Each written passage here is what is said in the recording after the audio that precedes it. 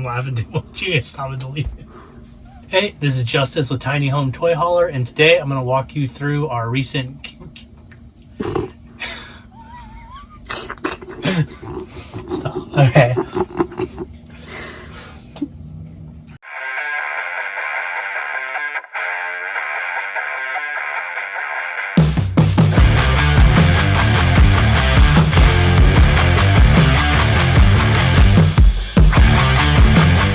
Hey, this is Justice with Tiny Home Toy Hauler, and this is a short video we made about our recent kitchen remodel of our 2020 Black Series HQ17.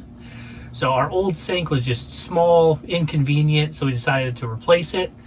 So we actually went to Home Depot first and to look at countertops. So on it currently was laminate countertops. We decided to go with a solid surface countertops. Hopefully those hold up a little better, and also they can just buff out scratches. It's all one piece and it's lightweight versus compared to like granite or quartz that you traditionally see in a home. So here's us demoing it.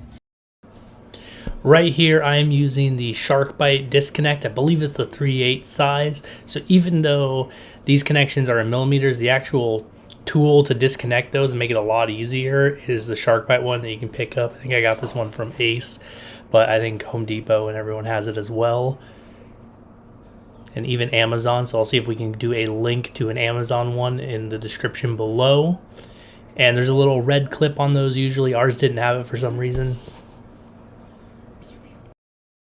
So removing the sink and all the connections, make sure that you have turned off all the gas. So ours actually at the bottom of the sink cabinet, there was a kind of quarter turn, quick turn off of the gas. So make sure you do that before you disconnect, and also turn off all the gas on your propane. As you can see, for the kitchen area, we had a little corner that I could kind of get a hammer and chisel in there and start breaking it apart using a heat gun to kind of soften the construction adhesive.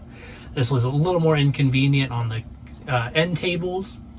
So of course I didn't have any chisels that I could find, so I used a flathead screwdriver and just kind of wedged it in there to help break the initial seal.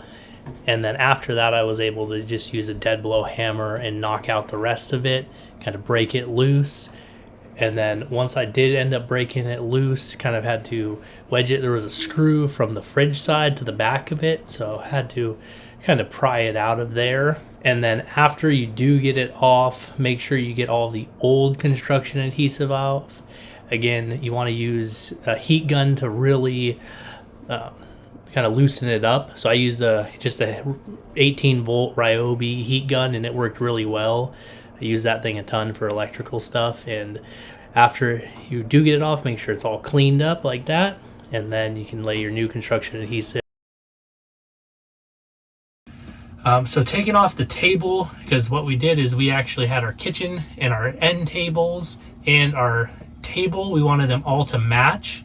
So here's us removing the table, but also what came factory, the legs were pretty inconvenient and took up a ton of space to where you couldn't really sit here comfortably, versus now I'm actually sitting here and I have leg room. So we went to these kind of telescoping legume, I think they're legume, I'm not sure who makes them exactly, from Freedom Van Gogh we got them, and super high quality telescoping marine table legs.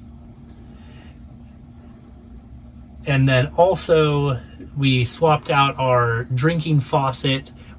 Our last one was kind of angled funny, so you had to have cups at an angle sideways, especially because we usually use Yeti cups. And additionally, to it not being that tall to fit cups under there, it was in the corner, and when you flipped up the glass, you couldn't really get to it. So it was really inconvenient. So we moved it to the center of the kitchen, but then also it's taller, so now we can actually fit cups under it and make it easier. Plus it's next to the sink, so that actually adds depth as well. Or if we want to fill a pan, we just turn it a little bit and now it can fill pans. So what was nice about Home Depot, which we actually didn't know before we purchased it, is Home Depot includes the install cost in their price of countertops. So they came out and installed it. We just had to demo and get everything ready for them to install. When they did install, in typical Florida fashion, then we got, I think it was a tornado warning, and it started raining. So now we're outside trying to prep everything to get installed in our tiny camper, and it's trying to just beat the rain with the installers. And because our kitchen was so tiny, they had to make sure everything was precise or it would not have worked. And then underneath our sink, our drain, so pretty much everything in our camper is in millimeters because it is pretty much all made in China. So all the pieces are millimeters.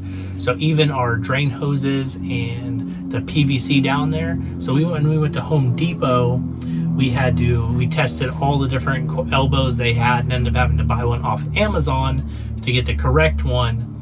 And then the pipe couldn't really find, so we ended up taking our existing drain pipe, cutting it down to size, and definitely safe when I was doing that.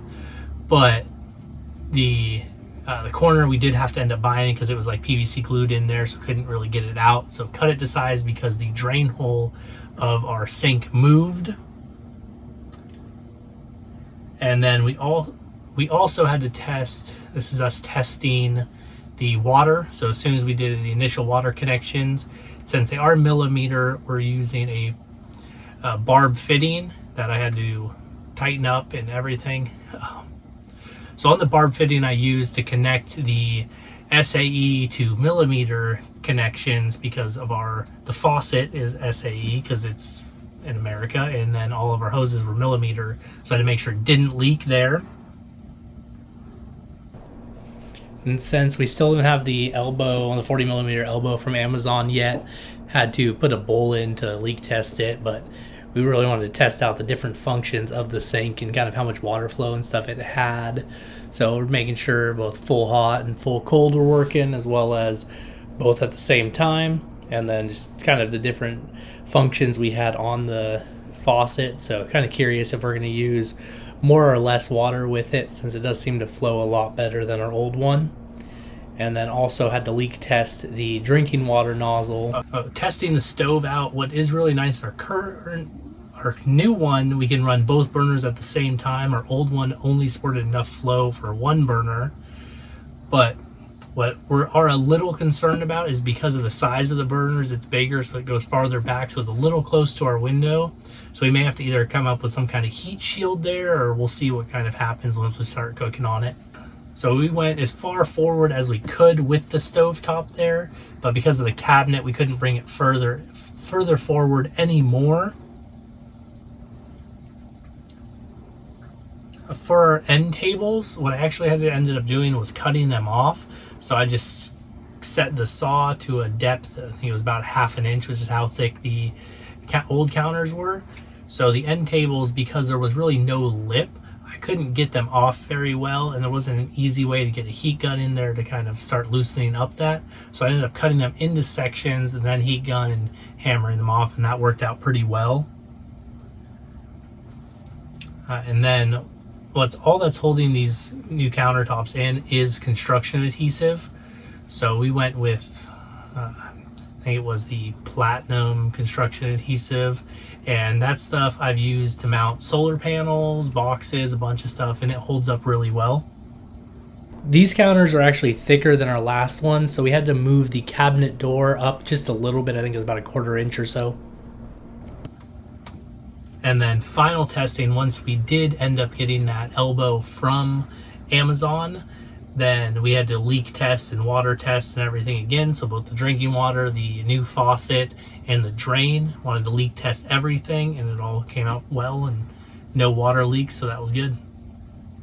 As you can see, we had to cut a little bit of the shelf there. Also, we had to take the back off the drawer for it to go in, but didn't have to cut any more.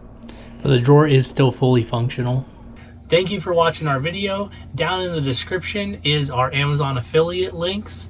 So please check them out to see the products we use to redo our kitchen. And if you have any questions, you can ask a comment or shoot us a message. Thank you for watching this video and supporting our channel. Please hit the like button, and if you haven't already, hit the subscribe.